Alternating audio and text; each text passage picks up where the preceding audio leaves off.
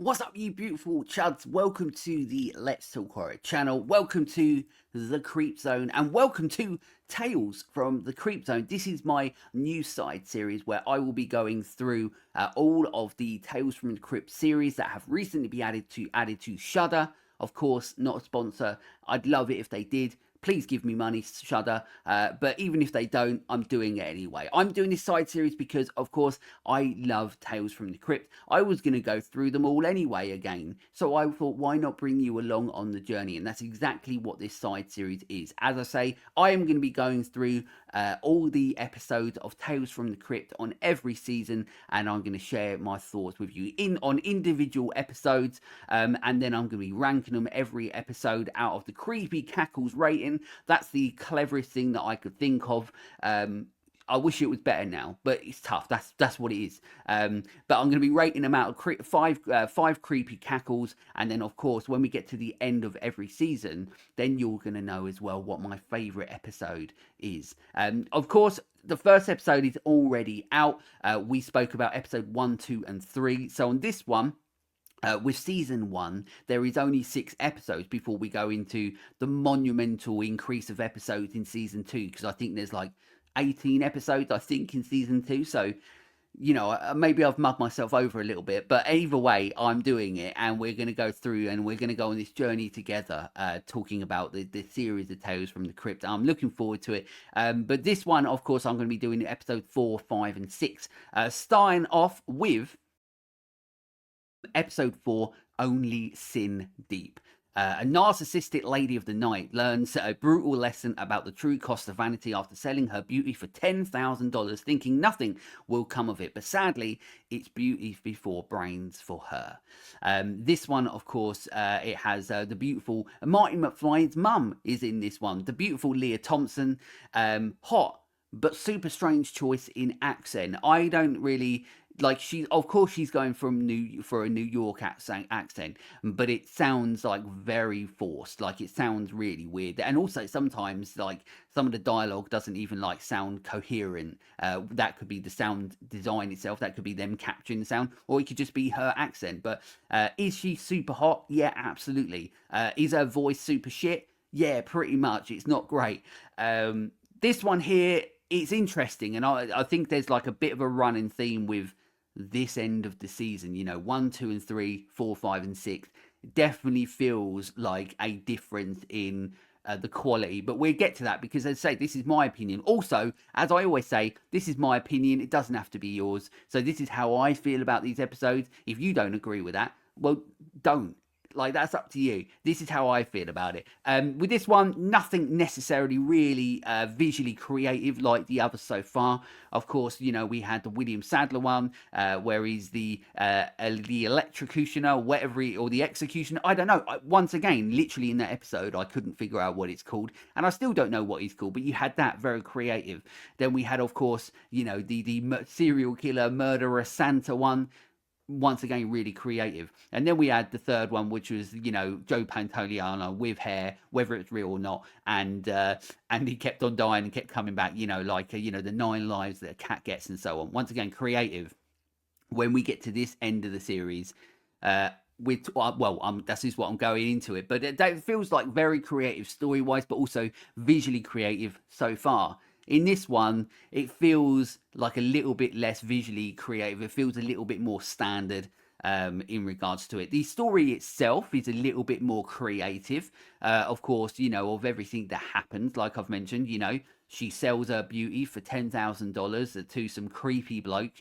But obviously, it's Tales from the Crypt. Of course, you're going to get the twist, and of course it messes up. But this one, as I said, it feels pretty basic in regards to like creativity wise. It feels pretty boring to start with until we really get into like the nitty gritty of the episode and what's actually gonna happen. You know, of the actual story, the concept, the idea, and then the eventual twist is decent, but it doesn't necessarily hit hard enough. You know, everything that's come before it has really like hit you on the head with the twist that happens, you know. And of course, with this being Tales on the Crypt, like, they're not happy endings. You're not supposed to have the happy ending. You know, it's a dark, twisted, sinister series. And that's what I love about Tales from the Crypt. But there's still the comedy aspect, the comedy side of it. With this episode, it doesn't feel like there's even that much of the comedy aspect of it, or and it said it doesn't really hit as hard. I do like the gradually aging makeup on Leah Thompson. I think they did that pretty well. Like, I think like the gradual process, like it doesn't look crap. It doesn't look like they've just put like paper mache on her face or whatever.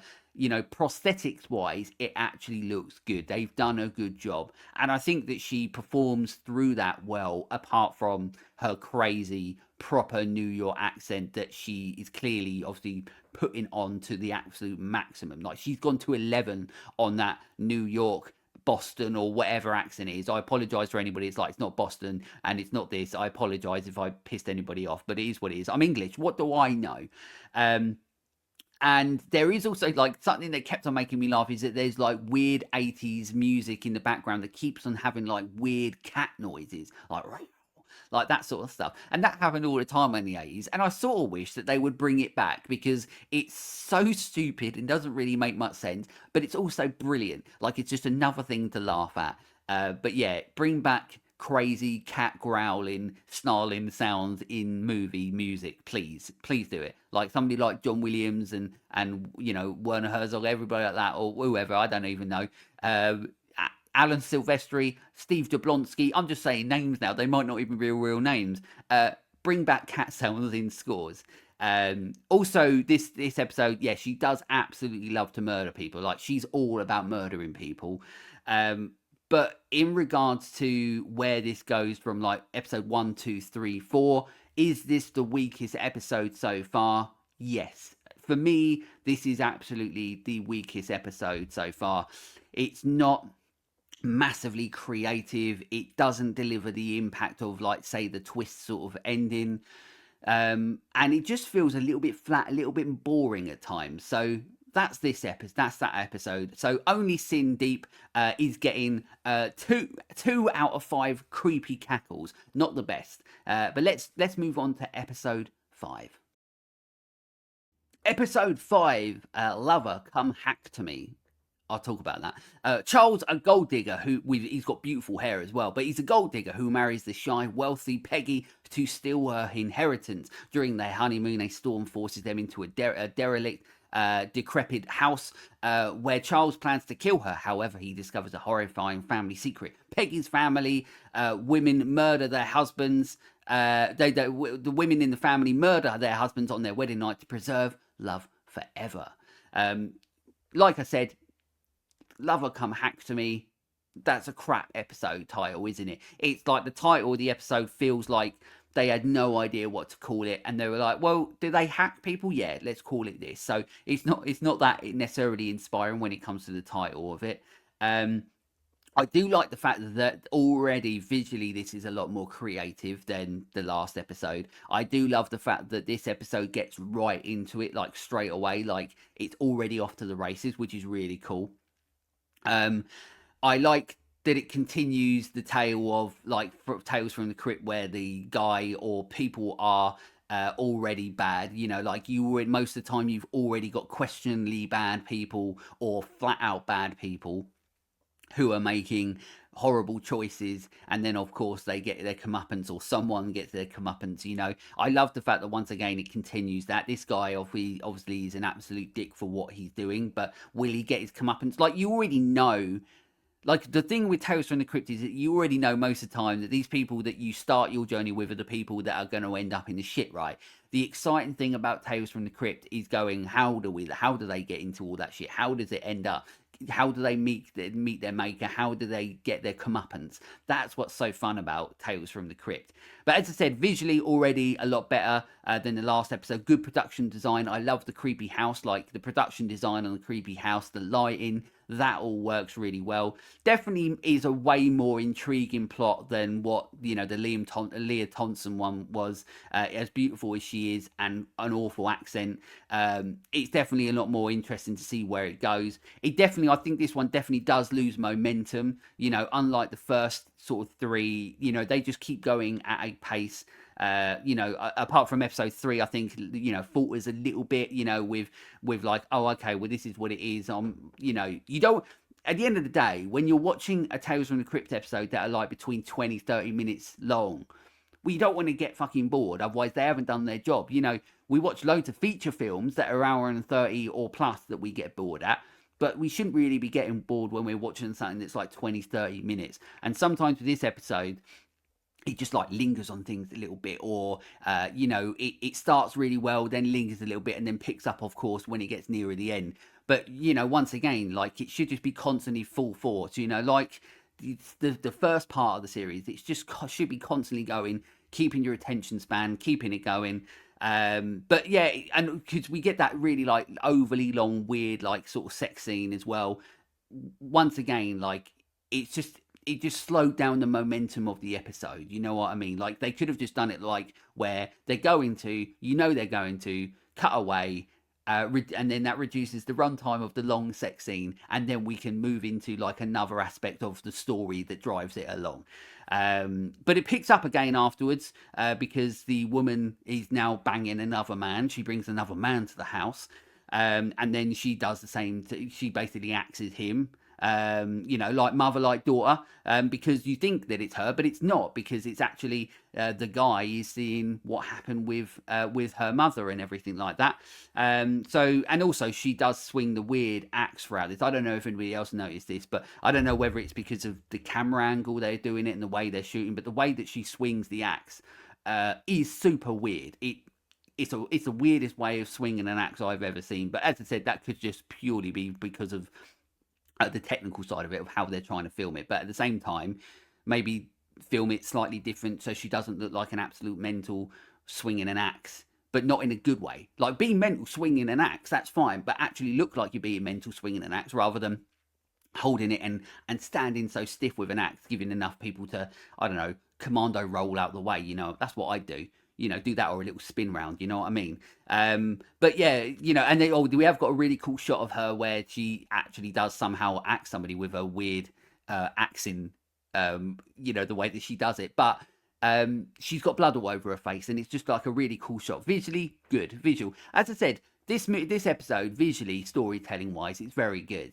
It just falters a little bit in the middle. And yeah, as I said, it's a more creative and a better episode. And then, of course, where the Crypt Keeper, where he's wearing a hat, a top hat, that gives it an extra point, I think. I think you get an extra point because for the Crypt Keeper's wearing a top hat. And of course, you know, as we go through the seasons, you know, there's going to be a lot more of that, and a lot more crazy Crypt Keeper action and things that's going to happen, and I can't bloody wait for it. But this episode, as I said, it does pick it up a bit better than the last episode. Visually better. It falls a little bit flat once again. It's a little bit like the third one. Like, it's visually pretty good. It's pretty creative, but falls a little bit flat, which is why this one gets 3 out of 5 creepy cackles. It doesn't hit the heights of what some of the other episodes have. But it doesn't fall so flat where you're like, okay, like, it doesn't fall to what, like, you know, well, this is crap. You know what I mean? It's pretty good, this one, you know, for a 20-30 minute episode of TV that you can't really complain about, even though I have a little bit. Anyway, let's move on to the last episode of season 6. Season 6, what I'm saying, last episode of season 1, episode 6. Let's move on to that one. Episode 6 of season 1 is Collection Completed. Jonas has been forced into mandatory retirement, and though he's now got more time on his hands and more time to spend with his wife Anita, he can't relax because her animal friends are driving him crazy. Where do we start with this one? Okay, with this one, lots of overacting. The guy, you know, Jonas. I think the Anita, the person that plays Anita, like, the performance in that is a little bit more subdued, you know, like the things that she's doing and the things that are around her are a bit crazy. I don't necessarily think that she's putting out the crazy aspect in regards to performance, and I like that. Whereas Jonas, he's overacting. He's like, you know, once again, like I always say, up to 11, you know, there's a lot of that. Even his neighbor that comes over, you know, wearing whatever, he's got the tracksuit or whatever he is, you know, up to 11, you know, all those pets in birthday hats. There's pets in birthday hats. That's pretty funny. I like that. And the fact that the dog gets a steak over the man that, you know, because of course she's just getting on with her everyday life. He's now home all the time. He's thinking, I'm getting steak for breakfast. No, the dog is. I like that bit. That bit made me laugh. Because, you know, dogs in hats and eating better than humans. What's not funny about that? But you do get halfway through this one, and it feels like nothing's really happened. You're just essentially watching, you know, the events of what's happened in someone's life. They've now hit retirement. They don't know what to do. And their partner has lived for so long without them in the house. They're getting on with it. And it's just, you know, the complications of that, essentially. But it feels like nothing really happens, and it doesn't necessarily feel too much like a Tales from the Crypt episode. Of course, when we get nearer the end, and of course, you know, we're going to get the ending, sort of, you know, the structured ending that we know that we're going to get from a Tales from the Crypt episode. But also this one I feel is definitely a lot meaner. Of course, there's some like really like gnarly shit that happens to these people at the end of these episodes, but this one feels a little bit unfair, but we'll get there anyway. But it basically, essentially, as I said, this is just a miserable old man and a lonely old woman, you know, who's, you know, he's overacting. She's a little bit crazy, but that's because she lives at home all the time. And you sort of feel sorry for her because he's just a whiny motherfucker, like constantly. And he's also annoying. So why did he just try and murder animals all the time? Like, he's not really... He's transitioning to home life, or like being home more, is like, I can't hack it because the pets and the dogs and everything are getting a better life than I am, so I'm just going to try murdering them. It just doesn't really gel properly. It doesn't really feel like it's structured great. Maybe it's something that like could have been like longer, but of course it can't be because it's a series, you know, a 20 to 30 minute episode of something. This one honestly doesn't really work for me. It has a few fun moments, but the story really isn't great. The structure isn't necessarily great. And you get, of course, the twist ending of this one. And I just don't really... The ending of this one's a little bit sad because she doesn't deserve it. Like, what, she hasn't done anything wrong. You know, like, she's, you know, he's the one that goes to work and now retired. She's at home. And she does everything at home, and now he's gone so absolutely mental because he's been at home for a little bit, that he's now like basically taxidermied and murdering all of her things that have been keeping her sane while he's away.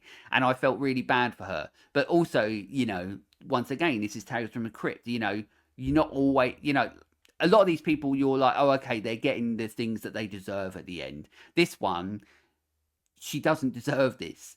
You know, he's the arsehole. You know, she doesn't deserve this. But once again, it's Tales from the Crypt, so they're not, you know, it's not all hunky-dory. It's not all like, we're going to give you the ending that you want all the time. This one is very much, this guy can't hack it, so he's hacking up the animals and making them essentially live forever by taxidermy and the bloody beautiful bulldog, he gets it as well, and it's so sad. But yeah, I think for me personally, I didn't know if this was going to be. It was interesting about this episode is that when I was watching this part of the season, like the first two, because obviously you're going through it episode by episode, right? So you watch Sin Deep, and then you're like, oh, okay, like this has been the worst one so far. And then you watch the next one, and I'm like, oh, okay, like, you know, this one, the haunted house, the creepiness, the story, it's a bit more creative. This is better. Then you go into this one, and you're like, oh, okay, Sin Deep maybe wasn't so bad, because this is, for me, the worst one in the season one. This one, I'm getting it. I'm going to give this one 2 out of 5 creepy cackles. The only reason I haven't given it 1 is purely because of the beautiful bulldog. And that is why I've given it. So literally, I've given it more because the animals in it were wearing hats. You got a beautiful bulldog in it, and the dog gets a steak over the bloke. That's honestly, basically, what I'm doing is being very lenient, trying to not give things like 1 out of 5 creepy cackles.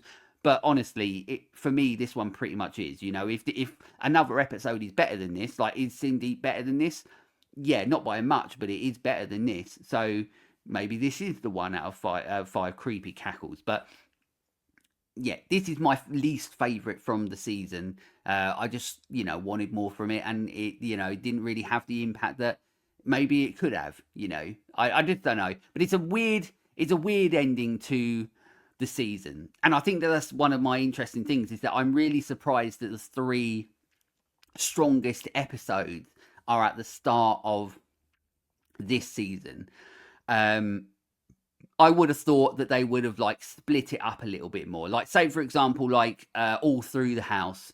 Obviously, one of the more iconic sort of like episodes from Tales from the Crypt. Even though I'll go into the ranking sort of stuff in a minute, but all through the house, that would have been a very good one to end on.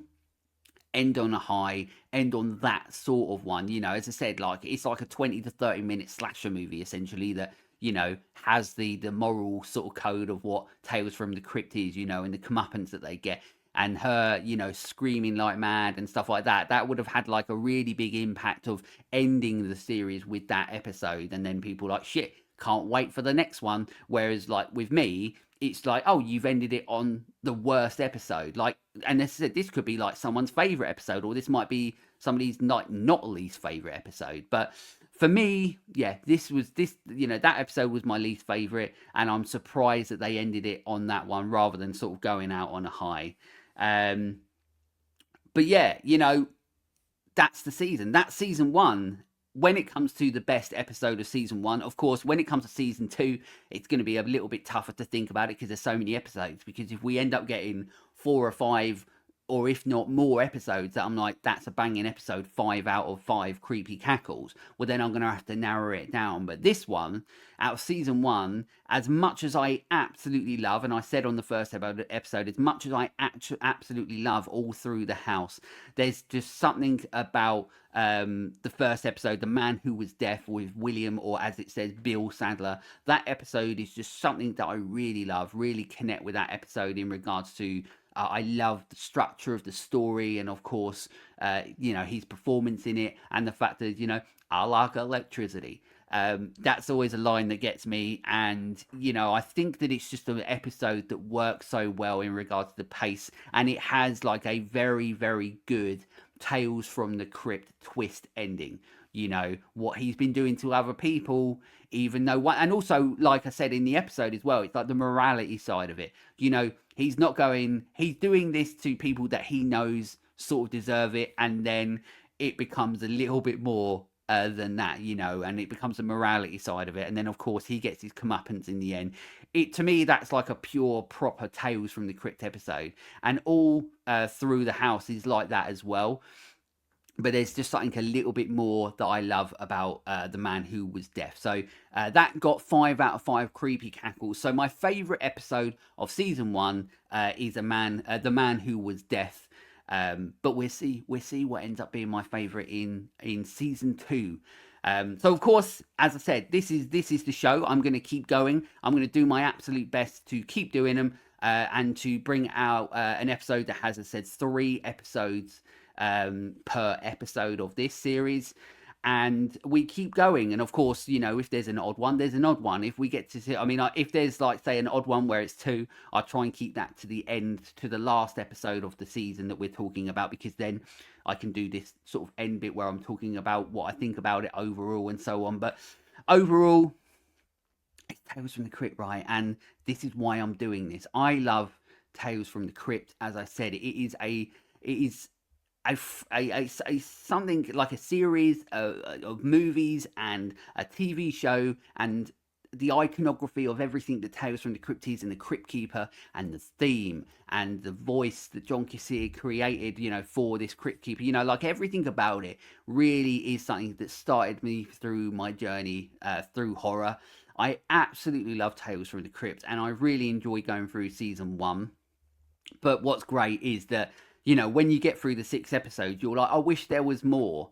And I was like that as a kid, and I'm like that now. And now we move into season 2, and there's a heck of a lot more. and I'm looking forward to it. So I'm looking forward to going through season 2, 3, 4, and onwards. I hope that you're enjoying this as well.